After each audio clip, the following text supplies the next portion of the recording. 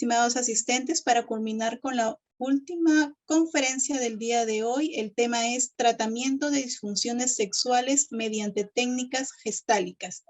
Está a cargo del doctor Bruno Domenico Zanolo Martinucci, o Martisuni, me disculpan. Él es doctor en psicología, es psicólogo clínico con formación en psicoterapia gestálica, bioenergética e hipnoterapia. Ha sido docente de las universidades San Martín, Garcilaso, Alas Peruanas y Científica del Sur. Actualmente labora en la UNIFE con más de 35 años de experiencia en consultorio privado. Trabaja con adolescentes, adultos y parejas. Doctor Zanolo. Bien, buenas noches. ¿Se me escucha bien? Sí, doctor, lo estamos escuchando muy bien. Ya. Muchas gracias por estar acá. Yo le estaré pasando la voz antes de culminar 5 minutos antes de culminar su conferencia, le paso la voz para iniciar con las preguntas. Ya, lo primero que quiero hacer es, quiero compartir la pantalla. Sí, claro, puede hacerlo si tiene Ya. el acceso. Perfecto.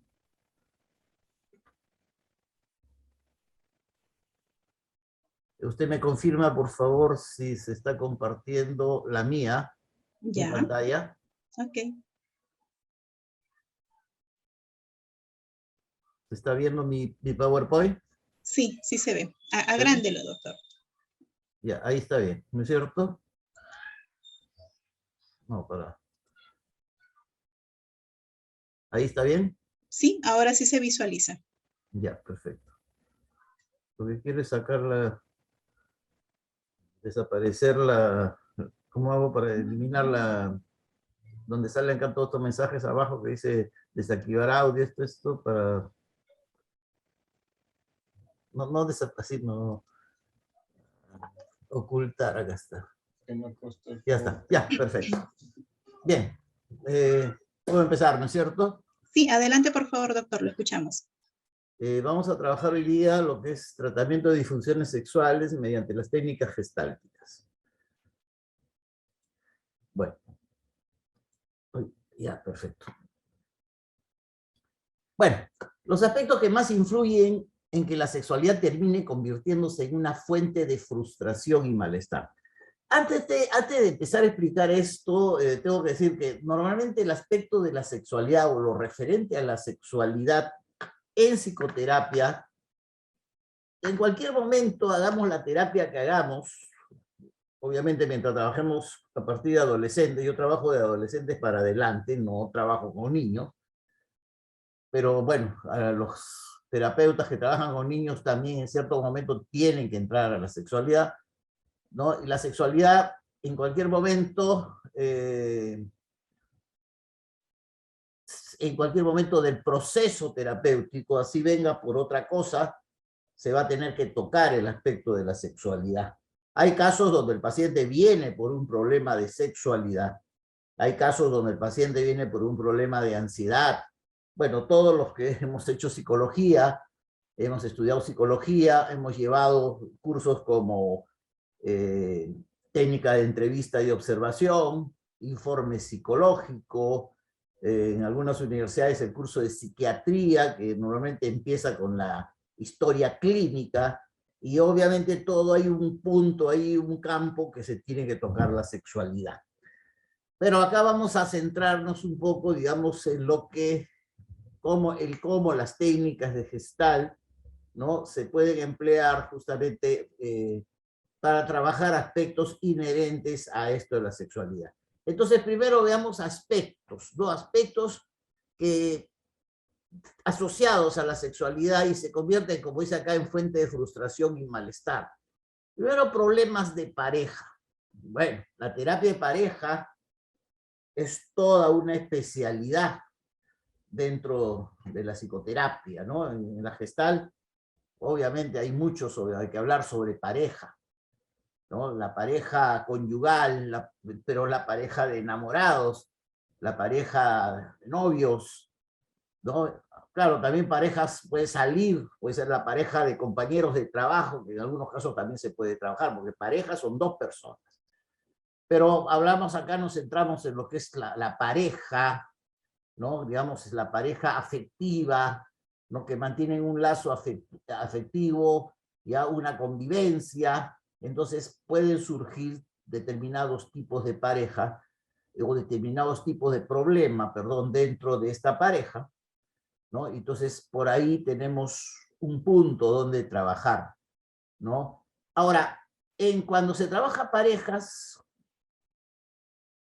hay que, primero que todo, también ver que una pareja es la suma, es una unidad compuesta por la suma de dos unidades. Me parece algo paradójico. O sea, la pareja es 1 más 1 da 1, ¿no? La primera persona de la pareja, la otra parte de la pareja, forman una pareja. Pero tenemos que considerar la individualidad de cada uno de ellos. Entonces, a veces estos problemas de pareja pueden estar ajenos a la sexualidad también, pero su origen puede estar en ciertos trastornos de personalidad que pueda presentar alguno de los integrantes o ambos integrantes de la pareja. Pero también dentro de la pareja, si nos vamos hacia el punto de vista genital sexual, también puede haber problemas, ¿no?, de satisfacción en el aspecto, en el ámbito de la intimidad. Probablemente las relaciones íntimas no son satisfactorias, ¿no? O alguno de ellos, por ejemplo, pueda presentarse problema de anorgasmia, ¿no? Etcétera, ¿no? Entonces, ahí podemos, son una de las cosas. Falta de educación afectivo-sexual. También a las personas, y eso es un problema social, ¿no? No se les enseña a, digamos, a expresar la afectividad. Ahora más aún, por ejemplo, en los colegios, bueno, estamos ahorita con una situación también especial por el hecho de que no hay clases presenciales, ¿no? Pero no se educa. La misma educación sexual que se impartía, por ejemplo, en los colegios, no era la adecuada, porque a veces no eran las personas adecuadas y no se hacía en forma adecuada, no se hace en forma adecuada.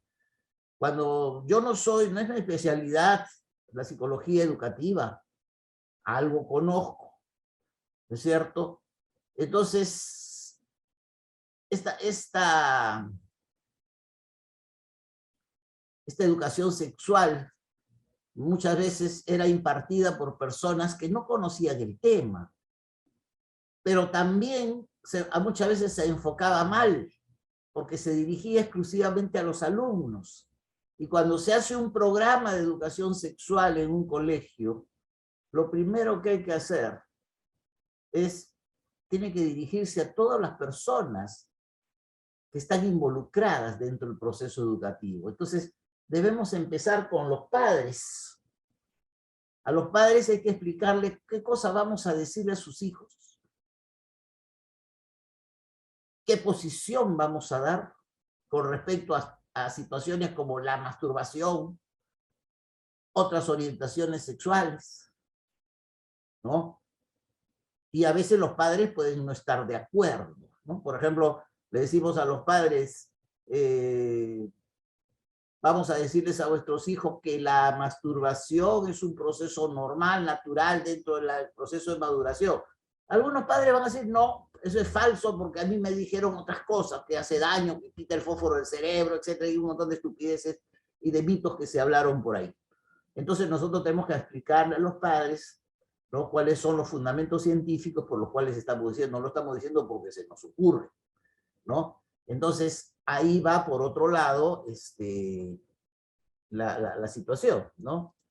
Entonces, tenemos ahí esa educación. Y también vemos también que la sociedad, la sexualidad sigue siendo todavía un tabú, ¿no? Sigue siendo un tabú. Una cosa paradójica, por ejemplo, puede pasar a veces que la televisión está prendida, alguien está en cable, por ejemplo, ¿no? Y si de repente se ve un acto de una escena de un coito, Si hay un niño pequeño, le decimos no mires, o lo sacamos del sitio, apagamos el televisor.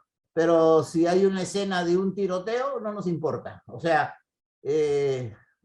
como de una forma burlona, dice, cuando alguien forma personas, o sea, en el sentido de crear gente, no produce vergüenza, pero cuando vemos que matan gente, no produce vergüenza, ¿no? Entonces, y ahí sigue siendo tabú la sexualidad. También hablamos de los prejuicios, creencias, actitudes rígidas y negativas hacia la sexualidad. En parte esto complementa lo que he dicho antes, ¿no? Seguimos teniendo prejuicios, seguimos teniendo creencias, ¿no? Algunas personas mantienen actitudes rígidas, ¿no? Negativas, sigue existiendo machismo, por ejemplo, ¿no? Vemos, como ejemplo, el índice de feminicidio, ya que el doctor Guamán, que me antecedió, ¿no? De su especialidad forense, ¿no? Y vemos que hay mucho feminicidio en la sociedad, ¿no? Y eso se obedece ¿a qué? A la presencia del machismo, a que todavía, ¿no es cierto?, hay varones que creen que son dueños de las mujeres, ¿no? Como también hay mujeres que creen que son dueños de las parejas, ¿no? Pero no, uno no es dueño de la pareja, sea como fuera la pareja en ese sentido. También conductas sexuales inadecuadas. Ya, bueno, esto de inadecuado también, como diríamos, depende del lado que lo miramos. ¿Qué cosa es una conducta inadecuada?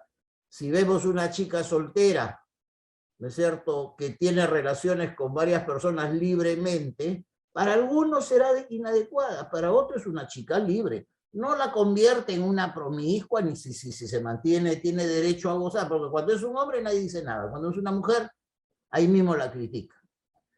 Otras cosas que afectan en la sexualidad, la inseguridad o falta de autoestima, también. Problemas de salud en general, ¿no es cierto? Siempre tenemos que tomar en cuenta la parte biológica. Y ahora, por ejemplo, el tren de vida estresante, ¿no? La gente que tiene trabajo muy estresante, ¿no? Que no se da tiempo para dedicarse a sí mismo. Yo he tenido casos tiempo atrás, por ejemplo, un matrimonio recién, él tenía 28 años, ella tenía 26, y él presentaba impotencia, no por el aspecto biológico, sino por la sobrecarga, ¿no? De sobrecarga de trabajo que tenía y el nivel de responsabilidad del trabajo que realizaba. Era tan fuerte la responsabilidad que simplemente le afectaba, ¿no? Y era dueño de una empresa grande y todos los problemas que se presentan en una empresa, entonces, y se cargaba demasiado también. Entonces, la vida estresante afecta también la sexualidad. Bien, después decimos principales dificultades sexuales por las que las personas consultan al psicólogo, ¿no? Las anteriores que hemos visto no se pueden presentar, tenemos que indagar cuando trabajamos con un paciente en su vida sexual y tratar de ver cuál es la problemática que sea y también saber cómo la persona piensa con respecto a la sexualidad. Pero hay pacientes que vienen a consulta, ¿no? Y ya presentando ciertas dificultades ya que ellos mismos nos dicen. Entonces, hay pacientes que de repente dicen falta de deseo o interés sexual. Esto estadísticamente, por lo menos, bueno, no puedo generalizar, pero puedo decir en base a mi experiencia, a la experiencia empírica, en este caso, que yo tengo con mis pacientes, yo puedo decir que esta falta de interés, deseo e interés sexual se observa más en mujeres que en varones, ¿ya? O sea, porque estoy hablando de mujeres jóvenes, porque obviamente si vas a tener un varón mayor de edad, pues el interés baja. Igual que una mujer también va a bajar el interés, pero si hablamos de una chica de 25 años o de 22 años o de 30 años, ¿no? Y que no siente deseo sexual, no tiene interés por la sexualidad, pues ha bloqueado su sexualidad. Entonces ahí tenemos que indagar. ¿Siempre ha sido así o ha empezado en algún momento? Si siempre ha sido así, tenemos que ver su historia, cuál ha sido la formación que ha tenido. Podría haber tenido un hecho traumático que la ha llevado hacia eso, Pero si ya se ha dado posteriormente, hay que ver qué ha pasado en ese momento, desde cuándo empieza eso, ¿no? Entonces, hay primero que más o menos ver cuál es la falta de interés y deseo. Problema de excitación sexual, ¿no? Problemas para tener o mantener una erección. Esto es específicamente en varones, ¿no? Lo que se llama impotencia coeundis, ¿no? Porque hay dos tipos de impotencia, ¿no? En forma genérica, la impotencia de generandis, que es cuando un varón no tiene suficientes espermatozoides como para fecundar a un óvulo, y la impotencia coeundis, ¿no? Que tiene que ver que no puede penetrar porque el pene no se erecta, o sea, hay el problema de excitación. A veces puede estar excitado mentalmente, pero no hay una coordinación cerebro-órgano genital, ¿no? Por ejemplo, también esto a veces puede estar asociado con drogas, personas que, por ejemplo, consumen drogas estimulantes como la cocaína o la anfetamina, ¿no? Muchas veces la persona dice, sí siento deseo, pero a la hora que me he desvestido y el pene no estaba erecto. Claro, es el efecto de la droga. La droga actúa corticalmente, ¿no? A nivel de corteza, pero inhibe, ¿no? Los centros, básicamente en el sistema límbico, ¿no? Entonces, no da la orden como para que se produzca la erección, ¿no? Puede haber por ese problema. También, por ejemplo, claro, si lo asociamos con cierta medicación, las personas que son hipertensas, ¿no? Justamente por el medicamento antihipertensivo, ¿no? Entonces también puede afectar. Entonces, por eso tenemos que descubrir, ¿no? Por eso, ¿ya? Problemas referidos al orgasmo, también eyaculación precoz o retardada. Son dos cosas opuestas. O sea, la persona eyacula inmediatamente o demora bastante eyacular. Dolor genital en las relaciones sexuales. También puede darse. Vienen a consulta al psicólogo.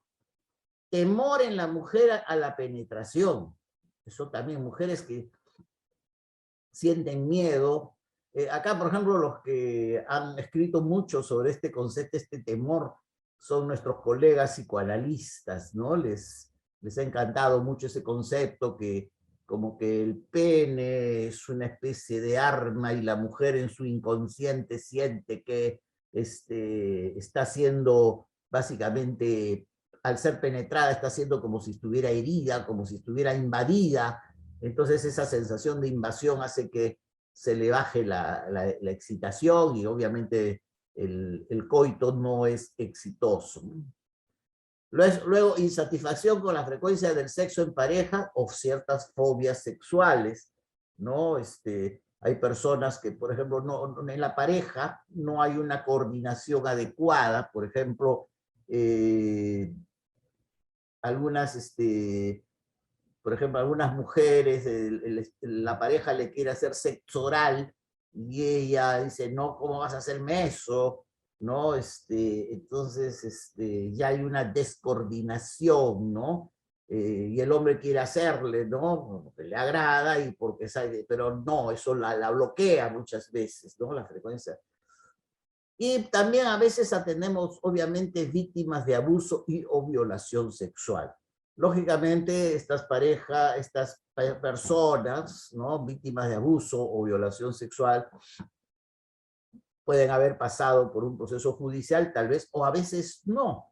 O sea, porque no sé si no he escuchado la charla completa del doctor Guamán, pero normalmente las personas que son víctimas de violación o abuso sexual, y puede haber sido que ese abuso o violación sexual haya sido mucho tiempo atrás y han mantenido el silencio, y llega un momento que la presión que han sentido es tan fuerte que necesitan ir a un terapeuta y simplemente trabajar esa situación, porque el recuerdo de esa situación que puede haberla sufrido en la infancia, ¿no? Les produce un malestar en el presente, ¿no?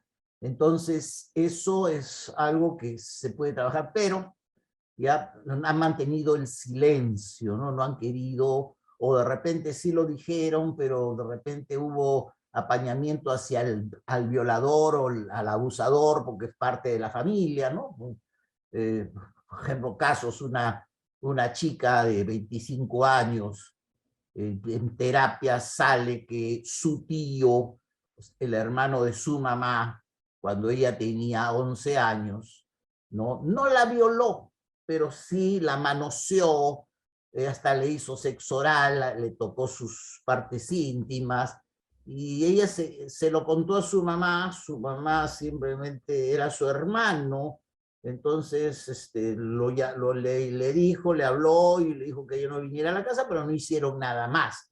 O sea, quedó impune el delito, porque es un delito, o sea, una niña de 10 años, 11 años. Pero ella eso se lo tuvo guardado hasta los 25 años que vino a terapia y lo sale contando, bueno, lo trabajamos, ¿no? Pero, y luego ella cognitivamente comprendió, pues, cómo era la situación.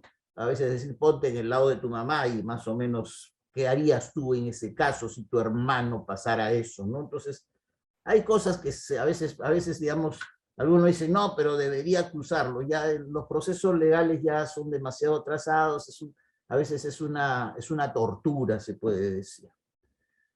Antes de iniciar cualquier tratamiento psicoterapéutico, es necesario remitir al paciente al ginecólogo, si se trata de mujeres, o al urólogo, si son varones, para un chequeo previo y descartar la organicidad.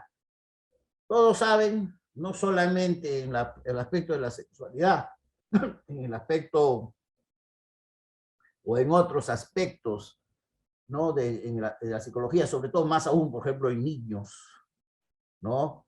Un niño que tiene problemas de conducta, no estaría mal primero que lo vea un médico, ¿no? Se le haga una tomografía, ¿no? Una resonancia magnética, para ver cómo está el sistema nervioso. Eso es revisar, ¿no? La parte orgánica. Acuérdense ustedes de la experiencia que muchas, digo psicólogas porque más han sido psicólogas que trabajaban con niños hace 30 años atrás, que trabajaban con niños que tenían problemas, el famoso déficit de atención y concentración con o sin hiperactividad, y utilizaban una serie de técnicas y trabajaban 1, 2, 3 años con el niño y el niño no mejoraba.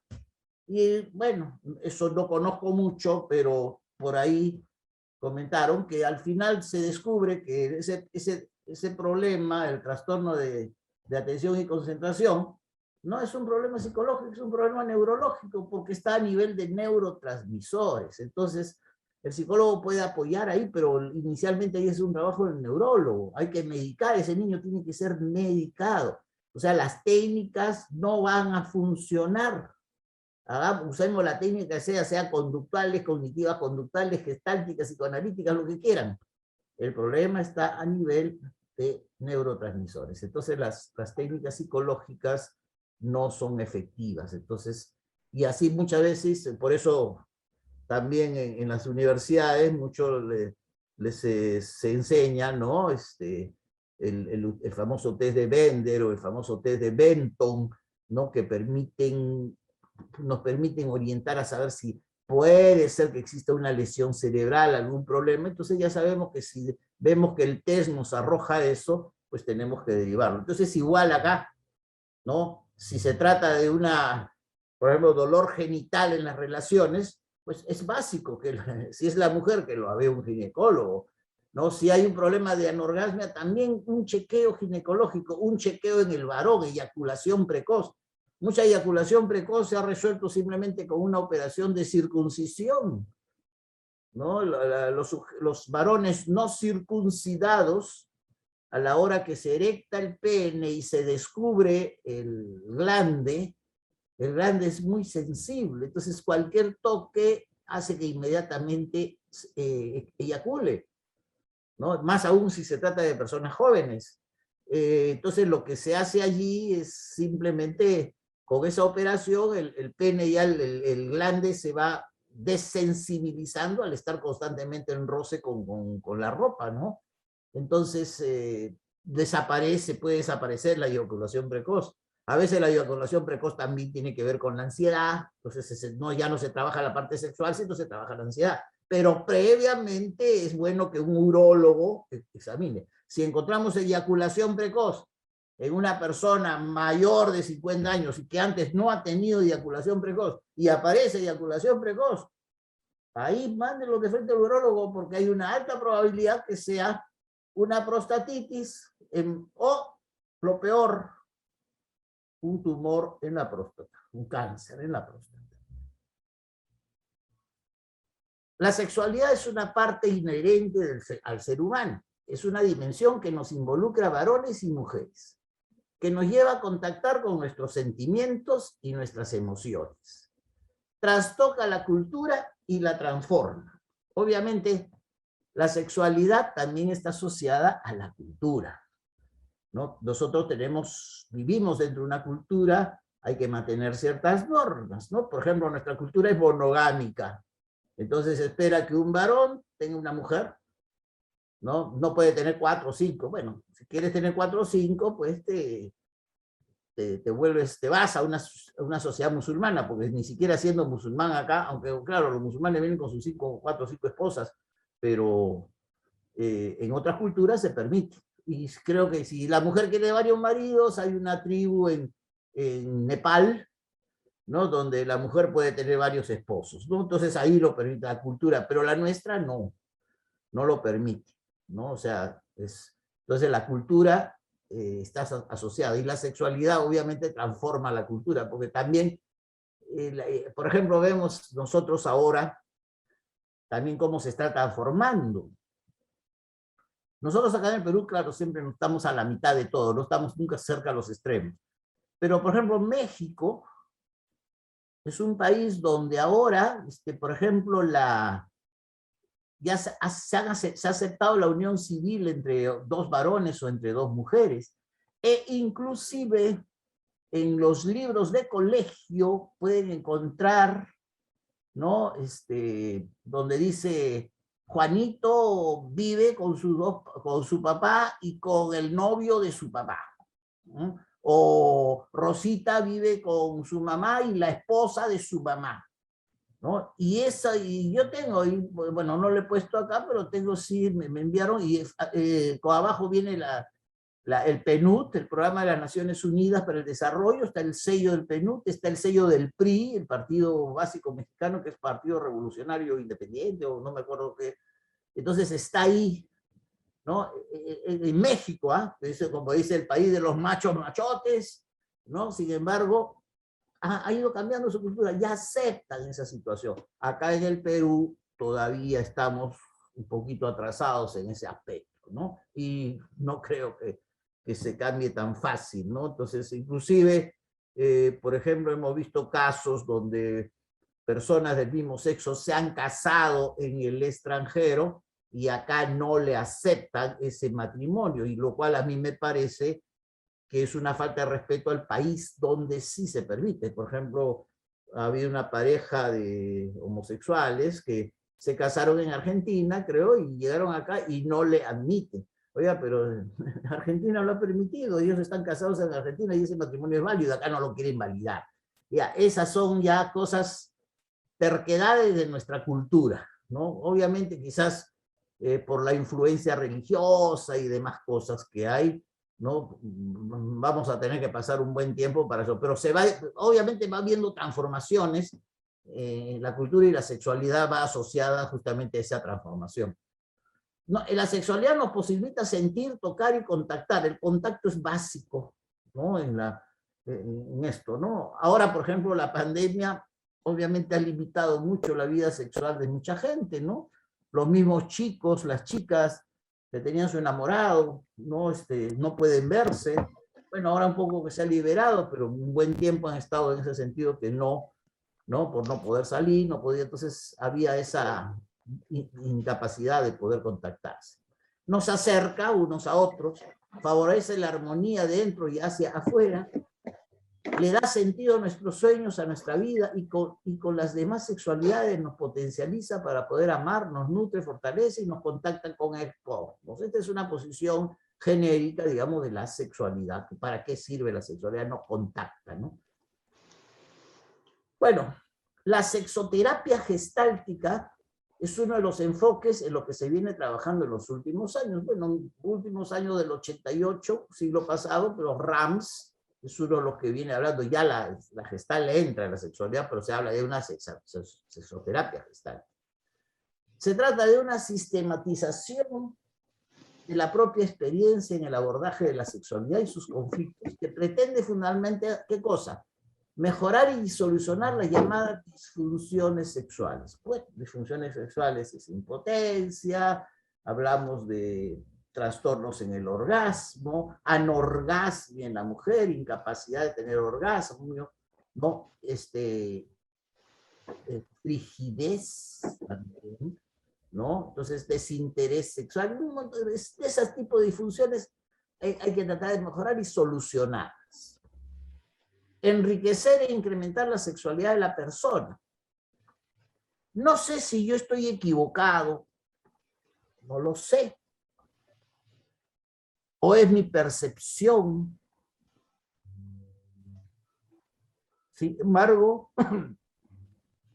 en mi experiencia, ahora como dijeron cuando hablaron de mi currículum, ahora solamente dicto en la UNIFE, nada más, ya estoy jubilado, yo simplemente dicto y ahí en la UNIFE tengo varios cursos, más asesoría de tesis, y tengo los 3 niveles, pregrado, maestría y doctorado. Pero he dictado en universidades mixtas, porque la UNIFE es solamente femenina, bueno, en pregrado, pues posgrado es mixta. Pero algo que he observado, los jóvenes ahora, su vida sexual no es muy enriquecedora. Obviamente la comparo con mi generación cuando nosotros fuimos jóvenes, o nosotros estábamos más reprimidos, pero teníamos más sexualidad. Por ejemplo, a veces preguntarle, a veces tengo pacientes que han sido mis alumnos o amigos o amigas de mis alumnos o alumnas que a veces me recomiendan. Entonces estoy hablando de chicos o chicas de 22, 21 años y tienen su enamorado, sí, y le pregunto, ¿y te ves todos los días con tu enamorado? No, nos vemos a veces una vez a la semana y a veces una vez cada 15 días. En mi época, con la enamorada que tenía, yo estudiaba de noche porque de día trabajaba dictando clases en colegios, esos colegios pequeños que habían, ¿no? Y haciendo otro tipo de cosas, y yo salía a las 10 de la noche y me iba a la casa de mi enamorada, todos los días. Sábado y domingo, también donde la enamorada, todos los días.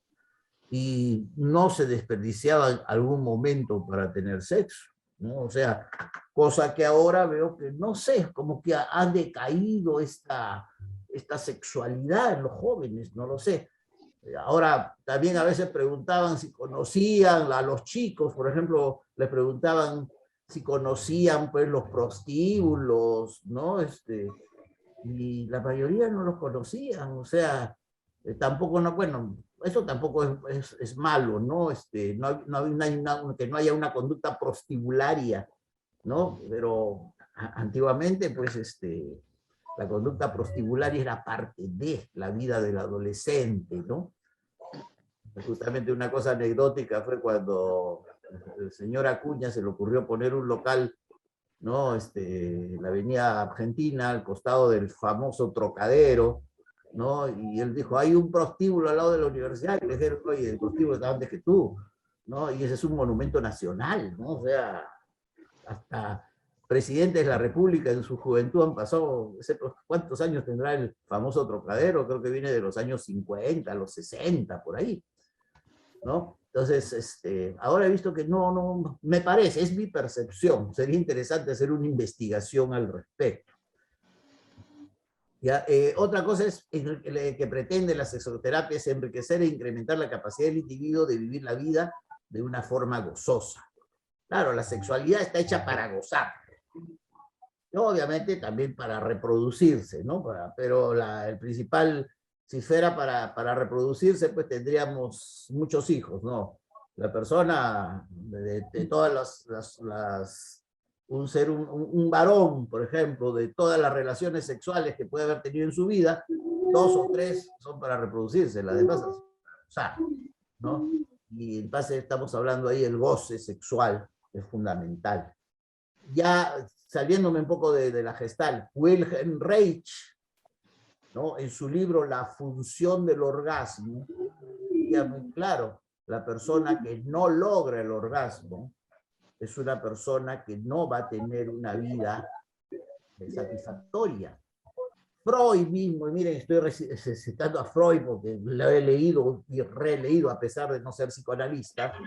Freud decía que había una relación, ahora podríamos decir, entre el goce sexual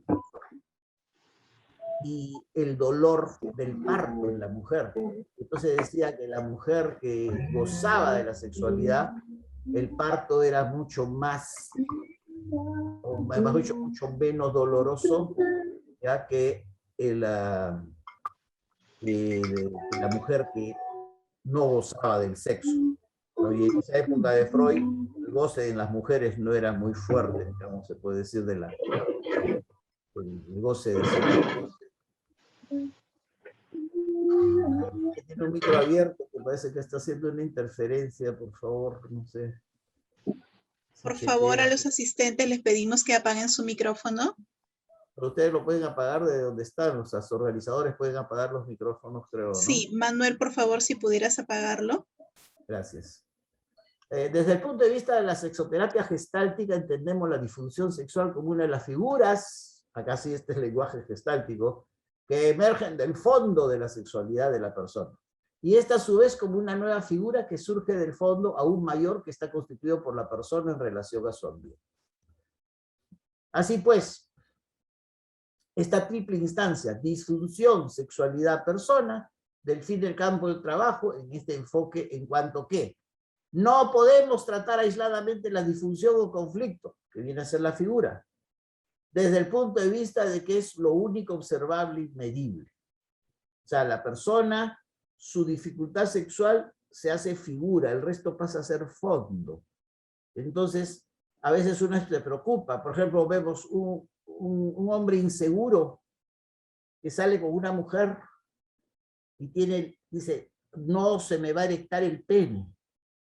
Y entonces esa es la figura. Entonces, eso le produce tal ansiedad que la misma ansiedad hace que de verdad no se le erecte el pene. Y va a tratar de querer demostrar que sí puede hacer lo imposible y no lo va a poder lograr. Ahí hay que ayudarle a que cambie esa figura, ¿no? Pero tampoco vamos a ocuparnos únicamente de la persona en general sin prestar atención específica a su sexualidad y más específicamente a su dificultad y disfunción. Hay que definir bien cuál es su dificultad, cuál es, hay que ayudarlo a que la defina.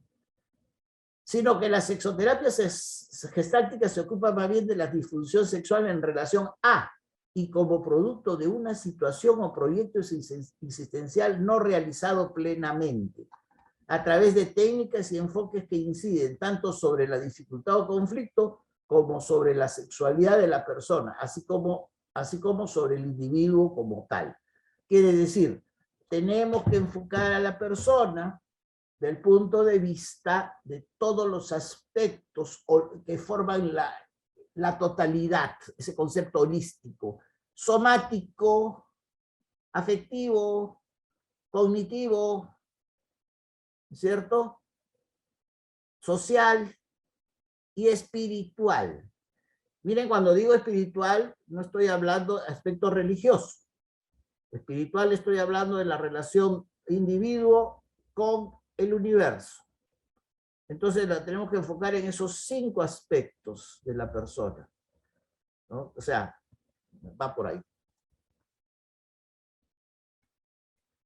Toda intervención psicológica en la Gestalt se va a enfocar a 3 aspectos: pensamiento, conducta y lenguaje. Este triángulo es muy importante, ¿no? Pensamiento, conducta, lenguaje. Cualquier cambio que ocurra en alguno de estos aspectos automáticamente modificará a los otros. Si la persona le ayudamos a modificar su forma de pensar, si la persona piensa que es incapaz, pues será incapaz. si le ayudamos a que cambie esa forma de pensamiento, cambiará su forma de hablar y cambiará su forma de actuar. Si nosotros le cambiamos el lenguaje, si la persona siempre expresa situaciones negativas, no puedo, y el lenguaje, ustedes saben que el lenguaje es la expresión del pensamiento. Entonces, si la persona que todo el rato dice, no, no puedo, no lo puedo lograr, y esto no solamente en la sexualidad, en cualquier aspecto, si simplemente la persona simplemente cambia y decir, yo soy capaz, puedo intentarlo, pues probablemente va a cambiar su forma de pensar y cambiará su conducta. Cambiemos la conducta de la persona. ¿En qué cambiamos la conducta de la persona? Si bien somos no directivos, pero podemos ser directivos con respecto a la persona.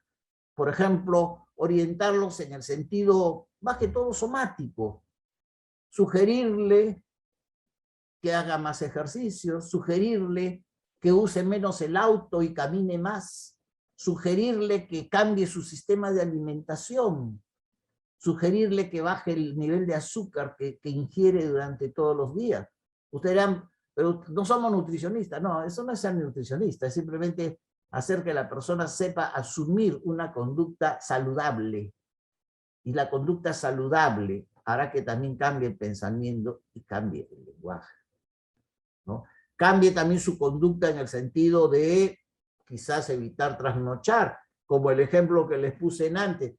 Si tu trabajo es demasiado estresante, pues baja el trabajo. Delega. Hace 3 semanas tuve un paciente, tiene varias empresas, el fulano estaba, digo, pero delega. Pero no le digo directamente, le digo, ¿y qué te impide delegar? Y entonces él tiene que estar en cada uno de sus negocios, entonces el día se le va. ¿No es más fácil sentarte tranquilo en tu casa, ¿no? Y simplemente contratar a un administrador por cada uno de esos y ellos te reportan 3 personas en vez de estar tú viendo a 200 personas qué cosas hacen? Obviamente que sí. Cambia la conducta, cambiará tu pensamiento, cambiará tu lenguaje. Bueno, el ciclo terapéutico en Gestalt es recontra archiconocido, ¿no es cierto? La idea, nosotros,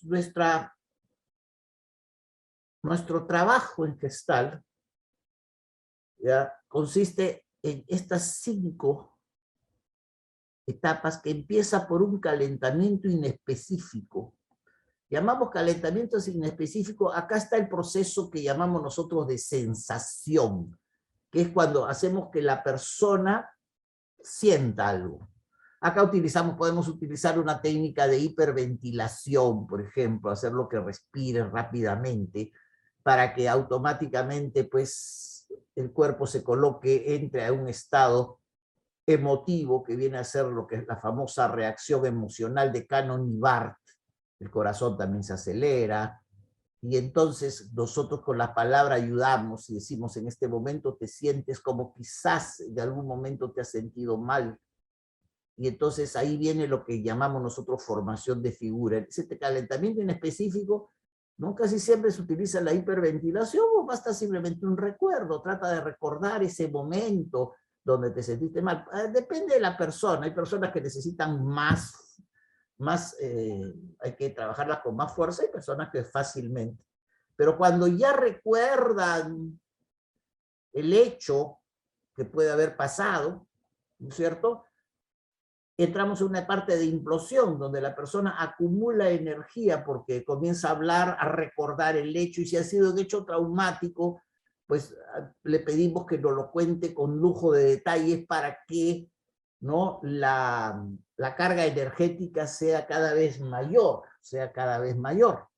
para llegar a esta fase explosiva, que se le llama también catarsis, ¿no?, donde la persona puede gritar, insultar, si ha sido, por ejemplo, víctima de un abuso sexual o violación, ¿no? Se ha acumulado la energía hasta que llega un momento que empieza a imaginarse que tiene al abusador al frente, golpea, le pones cojines, o golpea el piso, y insulta, deja salir todo, con llanto incluido y todo lo demás.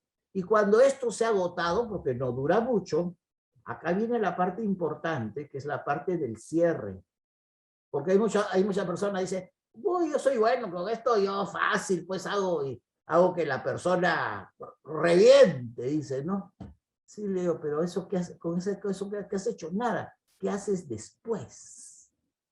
O sea, el después es cómo te sientes ahora, qué te has dado cuenta. Explícamelo ahora. Acá nos parecemos un poco a los cognitivos conductuales, ¿no? Los cognitivos, o sea, acá viene la parte cognitiva, la parte donde justamente esta explosión, ¿no?, permite que la emoción descargue para que luego la razón pueda funcionar bien. Y entonces la persona, por ejemplo, una violación, si la persona tiene una violación, por ejemplo, y descarga recordándose el momento de la emoción, implosionado tanto y descarga, obviamente, una violación, es una agresión fuertísima. Sin embargo, ya acá ya volvió a su normalidad. Entonces, por ejemplo, ¿qué te pasó? Abusaron de mí, se aprovecharon de mí. Y entonces tú le puedes decir, bueno, pudo ser peor. Te puede preguntar, ¿y cómo peor? Te pudiera haber matado. Algunos te contestan, así hubiera sido mejor pues que me mate, así no hubiera sufrido. Y ahí le dices, ¿y tus padres cómo hubieran quedado? Los que te quieren, ¿cómo hubieran quedado? Entonces acá empieza un diálogo interesante, ¿no? Con lo cual la persona, no podemos decir que lo va a superar totalmente, no, hay cosas que no se superan, hay que ser sinceros, pero por lo menos va a vivir la vida un poco más tranquilo, pero después que ha votado toda esa cuestión. Esto también, por si acaso, en cuestiones de violación, también hay que tener cuidado porque, por ejemplo, ahora en el aspecto judicial, no sé si le habrán mencionado, también se está usando mucho la cámara Gesell para que todos los interesados, cuando se trata de violación, para que todos los interesados estén detrás del vidrio y solamente una persona entrevista a la víctima, pero ya la víctima no va a participar más, porque lamentablemente, como decía esta médico que se dedicaba, no sé si le he perdido el rastro, pero ella se dedicó mucho al estudio de la violación, tenía un libro, Ana Tallada, tenía un libro que decía La ruta crítica que siguen las mujeres víctimas de violación, y en su libro decía, una mujer violada es violada tantas veces más, ¿no?, por los estamentos que se supone que tienen que protegerla, como es la policía, donde tienen que ir a contar a la policía lo que pasó, al fiscal, que tiene que contarle lo que pasó, y luego a la hora del juicio, tiene que volver a contar y contarla en cada audiencia muchas veces, y donde en la audiencia tienen que encontrarse a veces con el agresor, y donde el abogado del agresor, obviamente su trabajo, es tratar de hacer, ¿no?, que el agresor queda como un angelito y al final ella fue la que lo provocó. Como no sé si se acuerdan, hace un tiempo atrás que un juez dijo sí porque tenía calzón rojo, entonces se puso calzón rojo, entonces lo estaba provocando al otro. Tenemos jueces imbéciles así en nuestro país, ¿no? O sea, entonces, eso, y ahora con la cámara Gesell se evita ya que la mujer sea otra vez, ¿no? Cada vez que tiene que pasar, y entonces eso, por eso muchas mujeres no quieren denunciar, porque saben el vía crucis que se le viene. La terapia gestal propone tareas específicas para que en lugar que ocurran 3 procesos que faciliten la integración de deseos y necesidades. Bueno, esto lo voy a hacer rápido. Siempre trabajamos el asunto en la valoración de la actualidad en el aquí y ahora. O sea, todo recuerdo de traumático sexual lo traemos presente, como también fuera de la terapia sexual. Valoración de la conciencia y aceptación de la experiencia. Quiere decir, la persona tiene que sentir lo que está recordando. Tenemos que ayudarlo, por eso es esa de la conciencia, es sentir, y por eso lo cuentas como si estuvieras viviéndolo aquí ahora, en tiempo presente y en primera persona. Y uno se va a hacer responsable, valoración de la responsabilidad e integridad. Uno es responsable de su conducta, quiere decir que al final la decisión que tome la persona se tiene que hacer responsable de ella.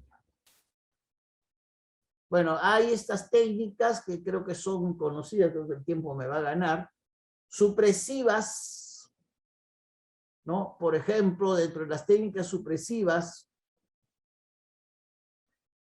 es evitar, eliminar ciertas cosas. Por ejemplo, ¿por qué me pasó a mí?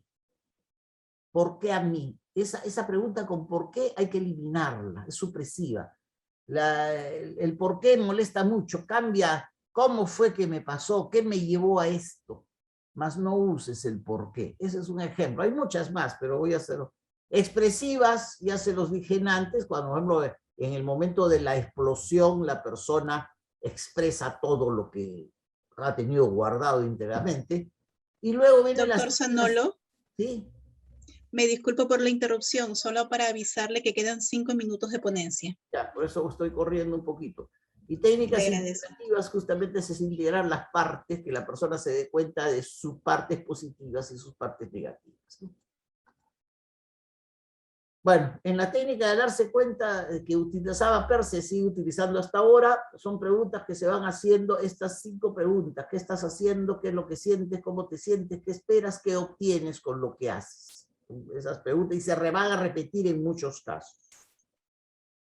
Algunos ejercicios que se emplean en terapia sexual gestáltica, bueno, la silla vacía es una herramienta básica, sobre todo en un enfoque dirigido hacia dialogar con el cuerpo. Dialoga, por ejemplo, a las chicas muchas veces le he dicho, ¿has dialogado alguna vez con tu vagina? ¿La conoces? ¿Has puesto un espejo en tu vagina y la has mirado? Hay algunas que nunca se la han visto. Dialoga con ella. Una especie de silla vacía. Pon tu vagina en la silla vacía. ¿No? Claro, no vas a sacártela y ponerla en la silla, pero simplemente dialogar con esa parte, como este libro de Snake, Diálogo con el cuerpo, es un libro excelente. La intención paradójica, que si bien no es terapeuta, sino es de la logoterapia de Víctor Frank y también Milton Erickson, ¿ya? Ha conseguido éxitos significativos, como por ejemplo la impotencia, la anorgasmia. ¿Qué significa intención paradójica? No ocultes. No ocultes. Si sientes que eres impotente, si eres varón y sientes que puedes fracasar sexualmente con una mujer, no lo niegues, díselo. Podemos pasar un momento bonito, pero te voy advirtiendo que tengo problemas de erección, pero no te preocupes. O sea, no lo niegues. ¿No? Como dice, la mejor forma de esconder algo es poniéndolo delante de todo el mundo. ¿No? Ese es... Bueno, en casos de infidelidad, engaño, decepción y abandono en la pareja, ¿no es cierto? De acuerdo a Daymeyer, nos habla de estas evitación, asimilación y acomodación. No son procesos que se van tratando de evitar. Primero, uno tiende a evitar recordar esas cosas, pero hay que aceptarlo. Si ha habido una pareja que ha habido engaño y se quieren perdonar para seguir como empresa, como pareja, ¿no? No eviten mencionar eso, menciónenselo, asimílenlo y luego se acomodan a la nueva situación. Alguien dice, pero una pareja que ha habido, a veces se puede usar la metáfora, pero una pareja donde había infidelidad es como un vaso roto. El vaso roto yo lo puedo pegar, claro, puedo usar agua, echar agua en ese vaso que lo puedo pegar, pero ya no es el mismo vaso. Pero a veces una metáfora que viene de oriental dice, sí, pero los chinos a un jarrón roto en las ranuras lo rellenaban de oro y le daban mayor validez a ese jarrón. Esa es una metáfora con la cual puedes usar la terapia metafórica, ¿no? Bueno, el tiempo me va a ganar, creo que estos se los van a pasar. Tenemos el caso de personas sobrevivientes de violación, es un poquito largo, ¿no? Eso revivirlo, revivenciación, se hace en la terapia, ¿no? Y bueno, algunas técnicas que tenemos acá, integración de polaridades, es otra técnica gestáltica que usamos, sensibilización corporal, esto es cuando hay sobre todo desensibilización, esto se le instruye a la pareja, no vayan a pensar que los psicólogos van a hacer eso, ¿no? Se le dice a la pareja cómo deben hacer, por ejemplo, una mujer frígida, ¿no? Para ayudar a la pareja, a la varón, se le dice que comience a acariciarla, pero no en los genitales, sino lo más lejos de los genitales. Cabeza, el cabello, pies. Porque si vas de frente a los genitales es zona bloqueada. Al tocarla se bloquea más, ¿no es cierto? Se bloquea mucho más. Bueno, y acá tienen ustedes las referencias bibliográficas, el proceso corporal de Kepner, Neymeyer, Aprender por la de la pérdida, Porstes y Porster, Terapia Gestáltica, Rams, ¿no? Esto está en el libro de Salame de Villarreal, Bases Teóricas de la Socioterapia Gestálticas, Diana Snake, la famosa Nana, Los diálogos del cuerpo, y John Teff, Proceso y diálogo en psicoterapia gestáltica. Bien, eso sería todo. Yo creo que falta así 5 minutos, creo que para las 7. No sé. Doctor, le agradezco mucho la ponencia. Tenemos acá una consulta. Dice, ¿la concurrencia a los nightclub puede mejorar la actividad sexual con la pareja o es al contrario? A ver, pero habría que preguntar, ¿ir al nightclub con la pareja? No tiene nada de malo. Los nightclubs tienen un ambiente interesante que llama a la intimidad, ¿no? No tiene nada de malo. Yo creo que sí podría incrementar un poco. O también, en último caso, si estamos hablando de una pareja de casados, pues pueden habilitar su habitación como si fuera así, con sus lucecitas, una luz roja para ponerle cierta situación de intimidad, poner inciensos, ¿no? Eso podría ayudar, ¿no? Hay ciertas formas que se puede hacer. Aunque también ahora, miren ustedes, también en las últimas, digamos, posiciones que se dan con respecto a un matrimonio, ¿no? Se dice que lo ideal de repente sería que un matrimonio en realidad en una casa no duerman los dos en el mismo cuarto, ¿no? Sino que cada uno tenga su propia habitación para conservar esa individualidad.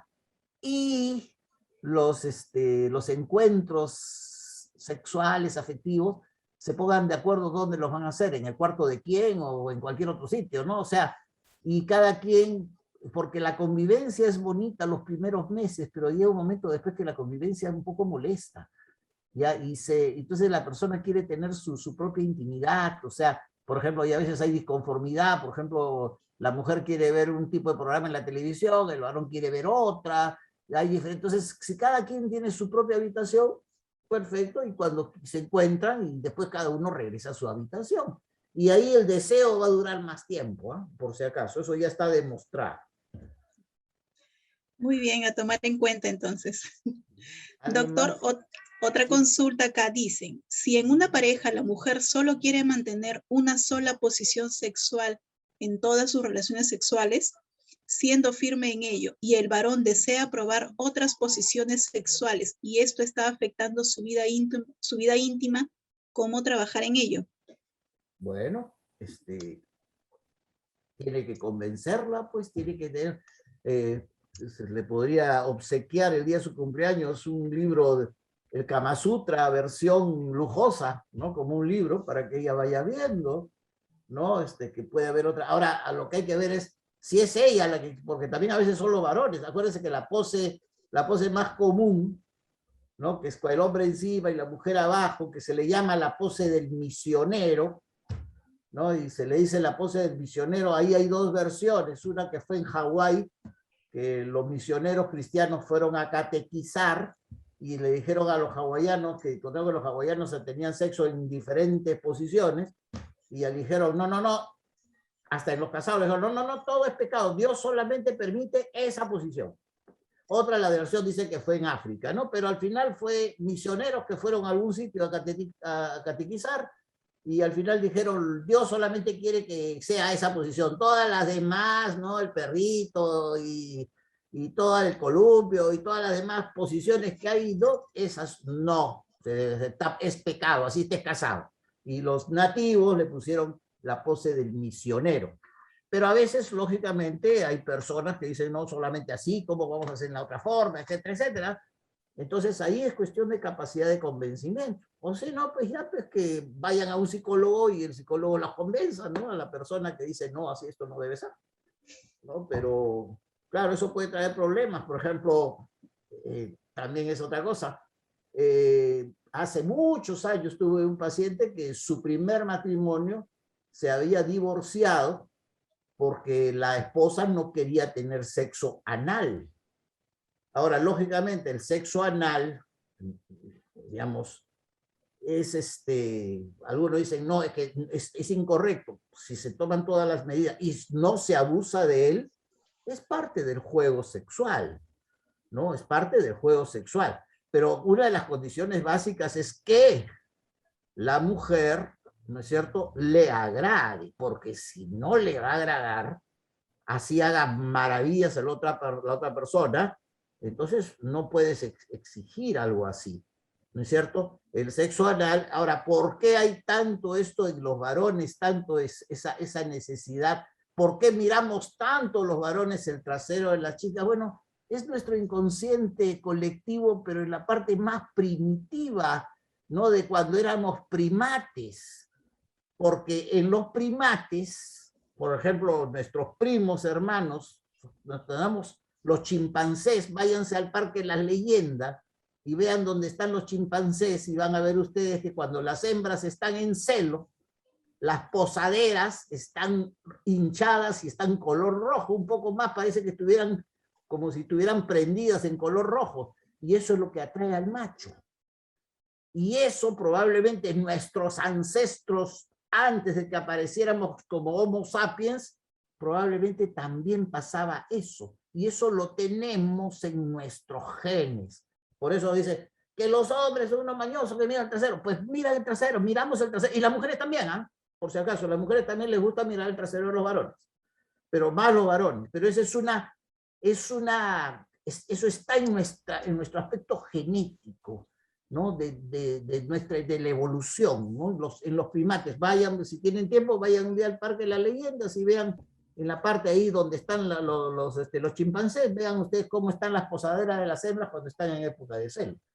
Entonces, eso es lo que tenemos que ver. Entonces, no sé si estará satisfecha con la respuesta. ¿Alguien más? A ver, no sé. A ver, tenemos unas preguntas más, ya finalizamos con estas escritas acá. Dice, tips para controlar los nervios antes de las relaciones.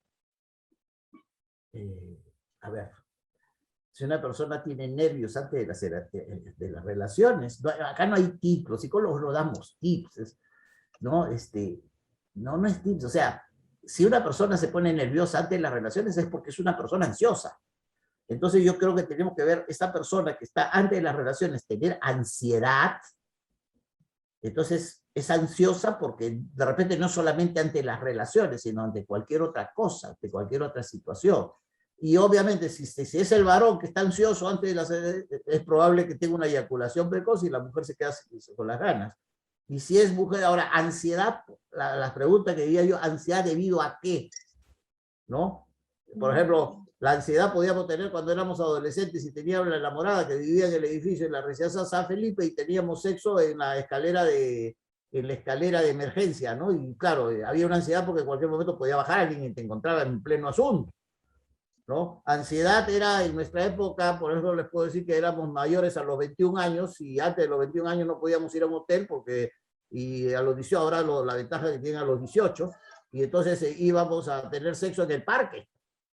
No, en el país, ¿qué no es posible en el parque? Bueno, antes sí, pues había menos gente, pero siempre estaba con la posibilidad de que alguien te viera, o había algún boyer. Había lugares donde las parejas iban, parque del Campo de Marte, por ejemplo, ¿ya? Y de repente tú estabas con tu pareja y había un arbolito por ahí, que se sentía que el arbolito se movía. Había un boyer que estaba ahí mirando, masturbándose y viendo cómo tú estabas haciendo la amor. El voyeurismo es muy común, ¿no? Entonces, el voyeurista, ¿no? Ahora, pues, la ventaja, hay tantos hoteles, pues, ya nadie va al parque, pues, ¿no? Ya, entonces, y como le dije, mi teoría, que ya ahora la sexualidad ha disminuido, ya, entonces, ¿cuál es la ansiedad? Puede ser porque alguien te encuentre, pero lo básico para tener, para hacer el amor, bueno, no me gusta esa cosa que dicen hacer el amor, para tener sexo, o la palabra correcta, para coitear, el verbo coitear, viene de coito. Hay que hacerlo primero en un lugar aislado, lejos de interrupciones, sin posibilidad de interrupciones, ¿no? Un lugar tranquilo, ¿no es cierto? Eso es lo primero, para que no exista esa ansiedad. Porque claro, si vas, bueno, de repente la pregunta la haya hecho un adolescente o una adolescente, y de repente pues están haciendo el amor en la sala de la casa cuando los papás de la chica se han ido al cine y están, por un lado, están coiteando, digamos, ¿no? Ya se me escapó lo de hacer el amor, coiteando, pero con el otro oído están viendo en que en cualquier momento regresan los papás. Así no vale, pues, ¿no? Es demasiado ansioso. Hay que tener un lugar tranquilo, calmado. Ahora hay tantos hoteles, ¿no? Pero la gente, pues, a veces, ahora, claro, si te gusta la emoción, pues ya, pues, trata de tener sexo en la Catedral de Lima, pues, ¿no? Ahí pegado a un altar, ese puede ser emocionante, me imagino, ¿no? Si es que te gustan las emociones, ¿no? O en cualquier iglesia, así, vincularla, como se dice, vincular lo místico con el sexo. También hay gente que busca, pues tiene excentricidades. Hace muchos años eso fue un fracaso terapéutico. Tuve un paciente que solamente se excitaba con mujeres embarazadas y como tenía dinero ponía avisos en el periódico, en esos correos de avisos sentimentales, y ponía, busco mujer embarazada para tener intimidad, pago, y tenía gente, muchas mujeres que estaban embarazadas, necesitaban plata, bueno, decía, ya estoy embarazada, pues sigo para adelante, ¿no? Y solamente le excitaba eso, y habrá venido 5 veces a la consulta, pero la verdad que no cambió esa parafilia, podríamos llamar, ¿no? Bien. Muy bien, Además, doctor. Como última consulta, bueno, 2 en una sola. ¿Qué podemos hacer para evitar la monotonía con nuestra pareja? ¿Y se debe cumplir firme las etapas de las relaciones sexuales? a ver, ¿cómo evitar la monotonía? Bueno, la monotonía hay que evitarla justamente, es que la monotonía no va a salir solo en la sexualidad, la monotonía sale en todos los aspectos de la vida matrimonial o la vida de pareja. Entonces hay que aprender a buscar cosas nuevas, nuevas experiencias. No estoy hablando sexuales, estoy hablando de nuevas experiencias. Viajar a sitios diferentes, si se puede. Ahí obviamente también hay la parte económica y el tiempo, ¿no? Pero hay tantos lugares que no necesitas gastar mucho. Si acá cerca Lima, pues un tiempo viajas a sitios del sur, cercanos, tal vez a sitios del norte, buscar lugares, playas, depende de lo que les guste, ¿no? Igual que también la monotonía hay que cambiarla con el aspecto de la comida, ¿no? Hacer cosas juntos, los dos en la casa, practicar deportes juntos, cambiar de actividades, ¿no? Esas cosas dentro de la vida. Y dentro de la sexualidad, obviamente, también cambiar la forma de hacer la sexualidad, si quieren crear escenarios, etcétera, ¿no? Y con respecto a la otra pregunta, las etapas de la sexualidad, no necesariamente, pero es recomendable, ¿no? Es recomendable que la sexualidad no vaya de frente a la penetración, ¿no? Sino la sexualidad empiece primero un juego de caricias, ¿no? Ahora, acá también, acuérdense, también es una pareja, los que conocen de la programación neurolingüística, hay que ver que tienen que enganchar en lo que se llaman los anclajes, ¿no? Entonces uno tiene que conocer su pareja, qué anclaje tiene, si es visual, si es auditiva, si es kinestésica. Si es auditiva, por ejemplo, de repente es conveniente poner una bonita música de fondo, ¿no? Y uno tiene que adecuarse. Si es visual, es poner situaciones, colores, ¿no? Determinado tipo de ropaje. Bueno, son cuestiones de ingeniarse, acá viene el ingenio. Pero no debe ser una cosa tan rápida, o sea, de ir de frente a la penetración, no. Revisé las estadísticas en Álvarez Gayú ya de hace tiempo. Álvarez Gayú lamentablemente ya falleció, pero decía que había un porcentaje casi de 40% de mujeres que no les agradaba la penetración. Entonces preferían muchas veces llegar al orgasmo de otra manera, ya sea con tocamientos, ya sea con sexo oral, ¿no? Y los varones, en ese caso, porque yo sí he tenido casos donde las mujeres dicen, no, no me gusta ser penetrada, decía la mujer. Entonces había que convencer al varón, ¿no?, de que no tiene por qué penetrar, ¿no? Porque hay varones que dicen, ah, si no penetro, no, hasta he perdido plata. Si es de la pareja que se han ido a un hostal y no ha habido penetración, pero si había eyaculado, tenido, claro, pero como no ha penetrado, no, no, es como que si no hubiera tenido. No, uno tiene que adecuarse uno al otro. Entonces las etapas, claro, la etapa es empezar con las caricias, todo, para después empezar con la penetración, lentamente. Ahora, eso, lentamente si le gusta lento, rápido si le gusta rápido. O sea, ya también uno tiene que conocer a su pareja, ¿no? ¿Cuál es la forma que más le agrada, ¿no? Entonces, a veces depende de cambiar una posición, ¿no? En vez de estar el hombre encima, que sea la mujer que esté encima. Eso le agrada a muchas chicas, porque se sienten que estar encima significa yo domino, ¿no? Hay que dejar que domine un rato, ¿no? Porque normalmente siempre domina el varón que está encima. Entonces, cambiando de posición, la mujer de repente puede tener un mejor orgasmo. Eso ya son cambios que se pueden hacer, ¿no? Entonces, es preferible, sí, mantener todas esas etapas, ¿no? Y luego, pues también hay otra cosa que es importante. Una vez que uno se ha llegado al orgasmo, estamos ya, listo, ya nos vamos, ya se acabó. No, todavía hay un momento que es lo que se refuerza ya la parte afectiva, la parte del amor en sí, ¿de acuerdo? Eso es lo que hay que hacer. Bien.